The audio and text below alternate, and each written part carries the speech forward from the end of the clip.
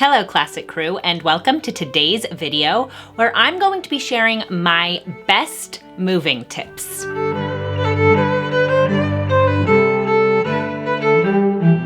If you are new to my channel, here we talk about classic living and traditional values, and I would love it if you would consider subscribing to my channel and hitting that notification bell, as well as heading over to my Substack newsletter where you will get access to a ton of exclusive content, including our community, our discussion threads, our book club, and a ton of other content. So if you haven't seen our life update video, I will link that up above here, but Jacob and I are moving again. And if you didn't already know, we have moved pretty much every year since we've gotten married. And now we're making a really big move to Florida. And we are so excited. But because of that, I have a lot of experience with moving, with packing, and with unpacking. So today I want to share my tips for unpacking, for moving and getting set up in your new place. I think this will be really helpful to you if you are moving and you want to get settled in and you want to feel like you are home. So let's get into today's video. Okay, number 1, clean in visual lines.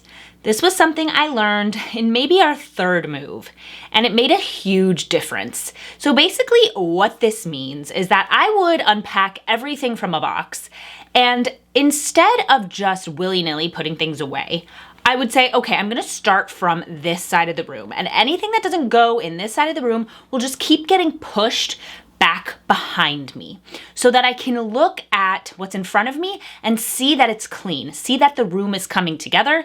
Everything that's behind me doesn't belong in this space and will be put away, but will be put away in whatever other space there is in the room. So essentially what you're doing is you're moving in kind of columns throughout the room so that you can see the room linearly and you can see your progress.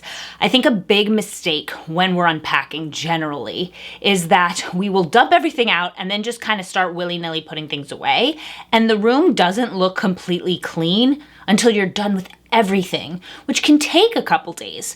But if you're working in these lines, if you're working through the room kind of step by step and putting everything that doesn't go in this area behind you, then you can say, okay, I've cleaned half the room. Instead of feeling like, oh, I've unpacked some stuff. It's like, no, I've literally unpacked half of the room and the other half I still need to do. And it just allows you to compartmentalize a little bit more as you unpack and set up the space. Number 2 is always get the kitchen unpacked first. This is probably the hardest thing to do because unpacking a kitchen is so difficult. You just don't know where everything is gonna go. You don't know what things you need every day and what things you need only a couple times a year. And trying to find those spaces can be difficult. Plus, there's the jigsaw puzzle of, oh, I went from a smaller house to a bigger house or a bigger house to a smaller house. How does everything get put away? And what's actually going to make sense for me in this kitchen, in this new space? It's not easy. But it is really important because the kitchen is the heart of the home. And if you don't have a working kitchen, you can't cook meals, you can't send your kids to school with their lunches, you can't make breakfast for yourselves, and it just really limits how much you can get done in a day as far as food. And then you have to depend on eating a lot of takeout, which is not ideal. So what we really want to do is get the kitchen unpacked first so that you can start feeling like you're in your own house and you can really start cooking meals and eating in your own home, eating a home cooked meal in your new house. It just really makes the whole thing feel settled. And I didn't used to do this. I used to wait a couple of days to get the kitchen unpacked, and then I was eating out every single meal. And it was a waste of money and a waste of time. So focusing on the kitchen, getting that done early is a huge bonus. Number 3 is get one room totally unpacked. So I know I said get the kitchen unpacked first, and you definitely should do that, but there are some rooms in the house that are really easy to get unpacked, right? Like a living room. A living room typically doesn't have a ton of stuff in it besides furniture. So if you can get that one room just set up and feeling clean and ready, it makes a huge difference that you can have one room in the house that you can just always go to while everything else is a mess and just relax and take a deep breath. I think living in a house that is entirely messy all the time, it's really overwhelming. So having a few spaces in the house that you can go to and just kind of chill out and feel like you are making progress is very important. So living room, it could be a bedroom, it could be a den, something that doesn't take that long to set up, but that really will allow you to kind of decompress as you're getting the rest of the house set up. Number 3 is as you're unpacking, if you see something that you forgot that you owned, get rid of it. This is a really good policy because often we have things in storage we don't even remember that we owned. And when we get to the new house, we open up a box and we're like, oh my gosh, I didn't even know I had this. There's a reason you didn't know you had it. Throw it away.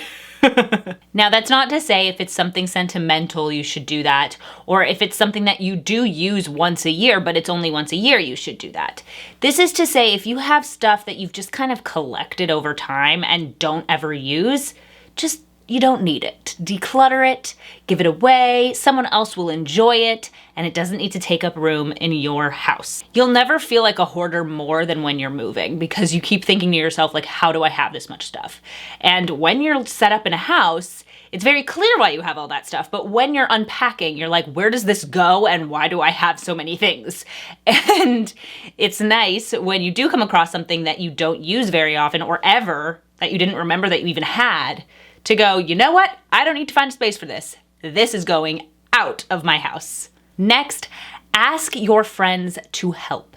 Your friends want to help. Your family wants to help. And they will be very happy to do it for a beer and some pizza.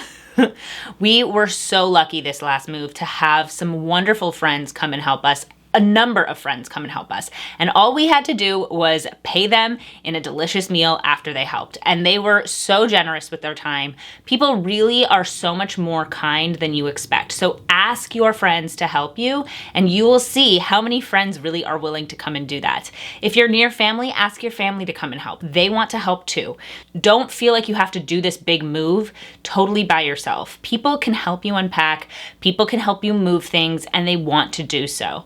Now, I find it's a little funny to have someone help you unpack certain things in the house because you'll be like a little self-conscious. So I wouldn't necessarily ask someone to help me unpack my clothes, but I might have them help me unpack my baby's clothes or help me unpack kitchen stuff that it wouldn't have any risk of me feeling like self-conscious. And again, they're happy to be there and to help you out. Last but not least, figure out how you want to unpack the house and what matches your personality. I think some people want to get it all done super quickly and some people are more comfortable taking it easy and doing it a little bit more piecemeal and step by step. And that is totally fine. Just go with your personality and don't fight it. I'm somebody who likes to get everything done really quickly. This time I was super pregnant and I was just too tired to actually do it. So when my mom came, we got it done in 2 days. But before that, we lived in this house for about 2 weeks where there was a lot of stuff that I couldn't get unpacked completely.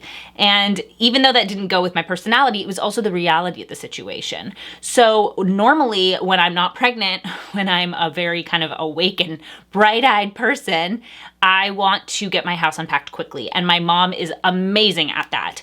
But if you're somebody who likes to do just like a couple boxes a day, that's totally fine. Just go with your personality and unpack the way that makes sense to you. So those are my moving tips. I would love to know your thoughts in the comments. And if you have any other good moving tips, make sure to share them with us in the comments below. If you're not already following my channel, make sure to subscribe and hit that notification bell. And don't forget to head over to classicallyabby.substack.com. If you're not already following me on social media, it's @classicallyabby absolutely everywhere. Thank you so much for watching and I'll see you guys in my next video.